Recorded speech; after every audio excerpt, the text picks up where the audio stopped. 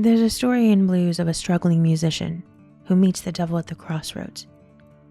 The devil promises the musician wonderful things, but he only asks for his soul in return.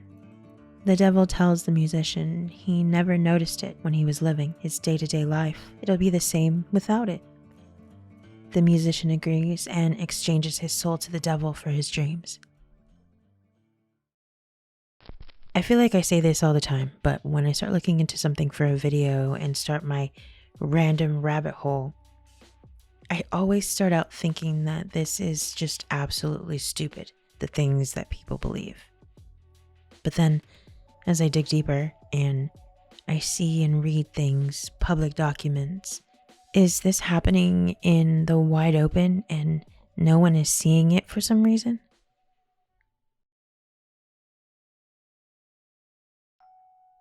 In the previous videos, we went over some of the horrible abuse that goes on behind the scenes in Hollywood, and that wasn't even scratching the surface of it. The abuse carries over to all forms of entertainment. In the music industry, famous young musicians on the come up are taken advantage of in horrible ways to have their dreams come true. Sometimes, the people who exploit them are their own heroes, their favorite musicians, who have taken them under their wings, under the facade of guidance. I was fucking at 11. I had Nate at 15, nigga. I had my daughter when I was 15, nigga. It ain't cause you a male, it ain't cause you 15, you supposed to, cause you're young money. You're supposed to. Fuck that shit, man. I stuff fuck. I got raped when I was 11, Twist. I loved it. I ain't never pressed charges. I'ma do you like baby them did me. Yeah. I'll never forget that day. Yeah, no, they was all in the kitchen. I was scared. It was cool. There was about this many niggas and shit too in that bitch. I never forget the word. Suck la wine la dick. I was sitting on the couch. Everybody in that bitch. That nigga was like talking. Girl with your good dick. Girl, you know you suck with your good dick, suck on that. Boy, that bitch suck all nigga. Have a nigga, suck la wine la dick. I'm sitting there like, sure, yeah. Suck up. I ain't never had this happen. In front of G, oh my God, that was the best ever, boy. I walked out that bitch, I felt like I killed 5 niggas, ran through 3 banks, boy. You don't understand. I was a different man after that. I was Lil Wayne. After that, yeah. There's a lot of talk of selling souls and just doing shit that's completely out of character to get what you want or where you want to be. Chris Kelly and Chris Smith were only 12 and 13 years old when they went platinum. Not to date myself or anything, but I was there for this, and it was wild. We loved us some crisscross, and while some people did wear their clothes on backwards unironically, it was usually just for fun. Discovered by Jermaine Dupri, they had no musical intention at the time of their discovery. They were more of an image who just happened to rap to a song on the radio, and stars were born. Daz Dillinger, who is a producer for Death Row, credited for helping put gangster rap into the forefronts of music with producing Snoop Dogg and Tupac's more popular albums. He also produced Dr. Dre's The Chronic. The reason why I mention him is because he was a very close friend of Tupac, who was then very close with Miss Jada Pinkett. That was our homies right there. You know what I'm saying? We kicked it with them all the motherfucking time. Wow. That was the first dude I seen. You think Jada Pinkett was entangling? She was entangling with Chris Kelly from motherfucking Crisscross, because Crisscross was in the room and he was like, Jada Pinkett is at the door, but don't leave. Take this weed. Chill. We like, damn, that motherfucker gave us an ounce of weed. We're going to kick it right here. Then he came back in. He said, yeah, that was Jada Pinkett. I'm like, damn, this nigga fucking Jada Pinkett at a young age. Wow, Chris Kelly was that? 1993, around that way. Wow. Yeah, she was entangling me. Shout out to Jada. So Jada Pinkett was born on September 18th, 1971, which means she was 22 in 1993. Chris Kelly was born on August 11th, 1978, one day before me, different year. In 1993, Chris Kelly was 14 years old at the start of the year, and after August, he was 15 years old. Criss Cross went on to do a couple of more albums, but eventually dissolved after 4 short years of being together. Like most child acts, they couldn't quite make it past their younger image. Chris Kelly was discovered unresponsive on May 1st, 2013, in his home in Atlanta. In his autopsy report, a mixture of drugs were found in his system that formed a deadly cocktail. His mother had said that this wasn't the first instance that he had overdosed. He had previously survived the others. He had struggled with addiction for many years. To the world, Chris was Mac Daddy, but to me, he was a son I never had, Jermaine Dupri said in a written statement grieving the musician. When I think about it, I spent more time with Chris and Chris than damn near anybody in my whole life, so you can imagine how bad this hurts. I'll always love you, Chris, and I'll never let the world forget you. May God bless your soul. Chris Smith said of his other crisscross half, Chris Kelly was my best friend. He was my brother. I love him. I'll miss him dearly. Smith said they grew up together, that their friendship began in the 1st grade. There was unsupported rumors that there was abuse between Dupri and Chris Cross, but not only was there no evidence of this, Jermaine Dupri actually went off on someone who mentioned it in a memorial post for Chris Kelly. Why someone would mention that in a memorial post to begin with is absolutely atrocious. But this is the internet, so. Jermaine Dupri actually responded with, "You must be out of your fucking mind. I should sue you for writing this disrespectful shit on my page." Which, as he should have, because fuck that guy. Chris Stokes, one of the managers for some of the most famous names in young hip-hop and R&B. He managed acts like Romeo from Immature, B2K, and then directly Omarion himself. Bringing these kids up in the industry, he was trusted by these parents to take care of their kids while they weren't able to be there for auditions and things like that. At one time, not only did he have the members of B2K and Immature living with him, he also had Quindon Tarver living there, who was a famous singer from Romeo and Juliet. He did Everybody's Free to Feel Good When Doves Cry. Over that time, it's alleged by B2K member Rasby that he was forced by Chris Stokes to take part in sex acts with the other members of B2K and Immature. When Rasby revealed what had happened to him by not only Chris Stokes but by Marquis Houston, he was publicly ridiculed, considered crazy, often said that he was struggling with something. His credibility was strongly questioned, and the allegations went unheard of and forgotten. I mean, me and Boog was in the room together. Chris Stokes put us in the room together and made us do stuff together. You feel me? Me and Jarrell Houston.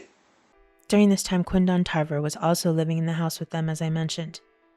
While Chris Stokes allegedly shared a bed with Marquis Houston on most nights, Quindon Tarver was subjected to abuse, up to rape, allegedly by Marquis Houston, while Chris Stokes watched.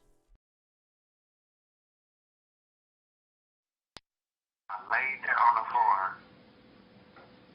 Chris was on the bed. Marcus was right there next to me. Once he tried to penetrate me, and then I told him I was bleeding. I said, it hurts. Wow, what the fuck? It hurt, dude. It hurt. It hurt me. I'm a kid. So he was like telling me that it's okay. So I was like, okay, it's okay. He put his dick in my booty hole, bro. And fucked me, my nigga. With Chris laying on the bed, watching with the big ass polo, teddy bear, and the big ass pillows on the bed. Hey, on the side of that bed, on the left of it, was it that little glass jar with the change in it? and the little like futon? Oh my God. Was there a little? How do you know about that? Because you were younger than me. Huh? How do you know about that? I said, how do you know about that? You were younger than me, so how do you know about that? Quentin, I'm trying to tell you, I walked through the same thing that you walked through. That first time that Marcus ever put his dick in my booty was in that. It was in that room too. So Marcus fucked you too? Yeah. Wow. As I said, despite all of this, Chris Stokes was never charged with anything, and these still do remain allegations. Quindon Tarver was killed in a car crash in 2013. This seems to be the process. When a victim has had enough and decides to come forward, they're instantly ridiculed and pushed into the crazy lane, acting erratically, drug addiction, and mental illness. Okay. With the Chris Stokes allegations, Yes. what is your take on that?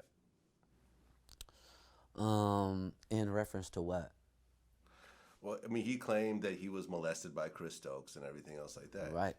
Which it's always been denied by all the other parties involved. There was never any proof, but he kept saying it over and over again. But yeah, I definitely think something happened to him. You know, I don't know what happened to him, but I think something happened to him.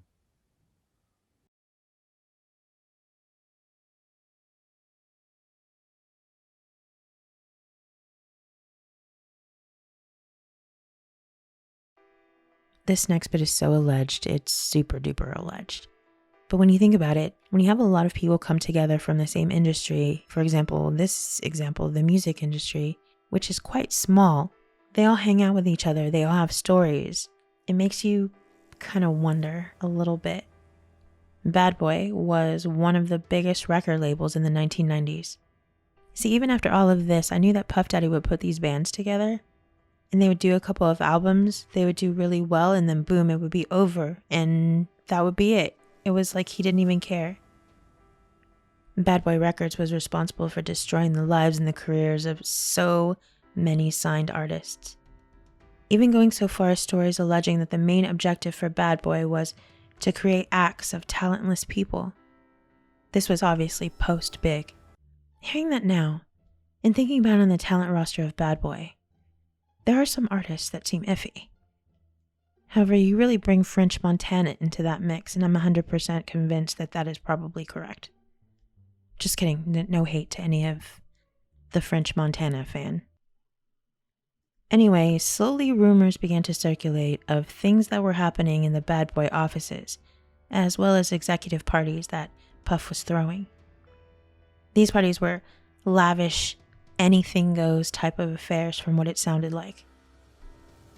Miss Jaguar Wright, a hip-hop artist who has worked with tons of really powerful people, decided that she had also had enough and began letting people know of the dark side of what was really going on. Opinions on Jaguar Wright are mixed. Her credibility too has been split, and she's also been portrayed as troubled or problematic, struggling artist. But man, does Miss Jaguar Wright have some shit to say. The first time I heard of Miss Jaguar was a podcast in which she told the story of her close friend. Honeycomb, honeycomb, honeycomb. Now, you could have pulled your minions to the side and said, look, I don't know if you want to mess with her. We don't know what she got. So I'm going to tell you what I got. I think it was like 03. Yeah. It was right before me and Music Soul Child did the Grey Goose tour. There was a young woman, beautiful woman. She's a lawyer, or at least she was. She used to be an entertainment lawyer. I'm not going to say her name. The story is enough. Because I don't know. I hope I won't be putting her in danger. But she shouldn't have to feel afraid after all of these years. Almost 20 years, you know. But I had to give her a job. I shouldn't say I had to give her a job. I gave her a job working for me so she could find some safety. Because while she was working at Bad Boy, because she was one of the lead counsels for Bad Boy Entertainment, she witnessed something. She witnessed something that was disturbing to her. But what was really disturbing to her was the conversation that she had with Diddy after. See, Christopher Williams, I don't know, I guess he wanted to sign. I don't know what happened. But Puff was supposed to be giving him a demo deal, and he gave him a demo deal, and I guess it was supposed to turn into an album deal, which that never happened. But this young woman walked in to get approval on some paperwork. See. And when she walked in, the door wasn't locked, so she didn't think twice about just walking in. And when she walked in, she saw Christopher Williams performing fellatio on Puff. Now, from what she said to me, it was disturbing because, you know, they didn't stop. She just walked out, and she just kept her head down at the office the rest of the day, I believe it was. And I don't think it was at the end of business day that day, but I think it was the following day. He came into her office and was like, yeah, so you came in there, so what? What you gonna do? You wanna say something? And she was like, oh no, she was like, I just don't understand why you left the door unlocked. If you were in there doing that, why would you leave the door unlocked? He said, I'll do whatever the fuck I want to do in my building. And I just don't know. He was like, it's power, see?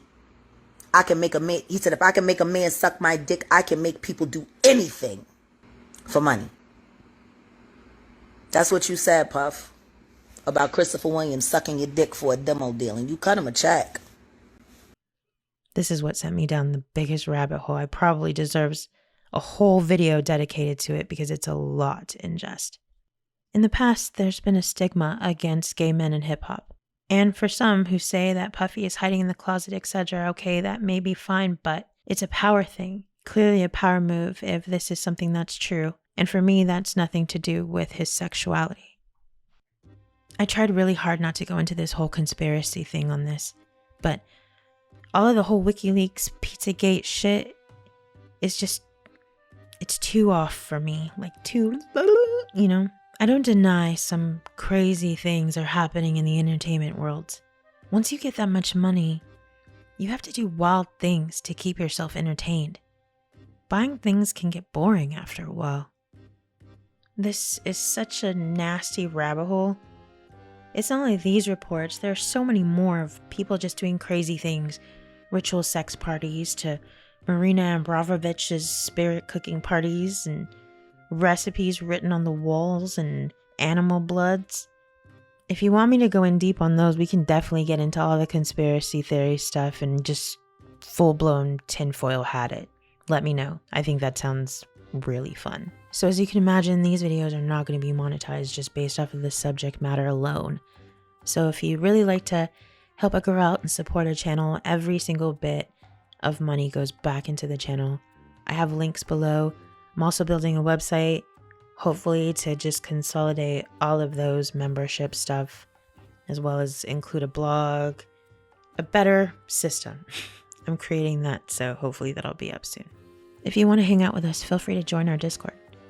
And a super special thanks to Dazzling Dice, Dojin, and Richie the Wolf.